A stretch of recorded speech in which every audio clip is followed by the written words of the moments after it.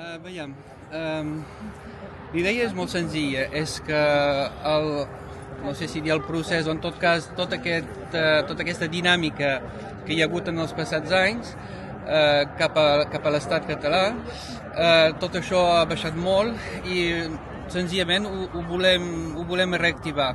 I ens ha semblat bé de fer aquesta acció des de la Catalunya Nord. Considerem que la Catalunya Nord és part integrant de Catalunya i de la nació catalana, doncs que nosaltres des d'aquí diguem, escolteu, gent del sud, què fotem? Doncs es tracta també de punxar una mica i de dir, va, tornem-hi, sisplau. Per què necessito punxar? Què se fa? Bé, el moviment ha bastant de baixa, divisions entre partits i, vull dir, molta política pel mig, amb estratègies diferents, és a dir, tota aquella unitat que hi havia per el referèndum, tot això ha volat en l'aire i s'ha de tornar a fer una cosa conjunta perquè sense ser junts no ho aconseguirem pas. Doncs això ha de venir de la gent... I venir de la gent del nord té encara em sembla una dimensió diferent perquè bé, ens estimem molt d'altre costat però que nosaltres els hi diguem, escolteu, som-hi, sisplau. Quin és el teu objectiu ara? Comenceu avui? El meu objectiu és d'arribar fins al Parlament. Comencem avui, com deia, sí.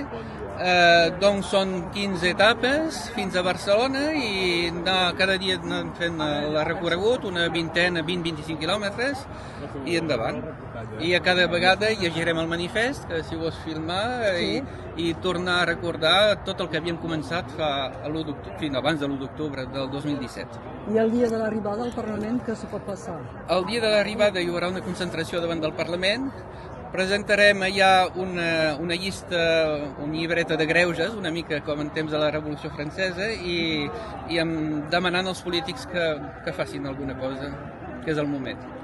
Molt bé. Super. Bon dia a tothom. Manifest de la caminada pel 27 d'octubre. Columna del 27 d'octubre. El poble català no oblida ni renuncia. El 27 d'octubre de 2017, el Parlament de Catalunya va aprovar la declaració d'independència, donant forma institucional a la voluntat democràtica expressada el 1 d'octubre. Aquell dia vam fer un pas decisiu cap a la llibertat, un pas que encara espera ser culminat amb la proclamació efectiva de la República Catalana. 8 anys després, la flama continua viva. Per això, la territorial nord-catalana de l'Assemblea, la delegació nord-catalana del Consell de la República i la Casa Macià unim forces en una acció que va més enllà d'una caminada. És una columna de dignitat, de memòria i de desafiament. La columna del 27 d'octubre avança des de la porta dels Països Catalans, símbol d'unitat nacional, fins al Parlament de Catalunya, símbol de sobirania popular. Aquesta marxa és una afirmació rotunda.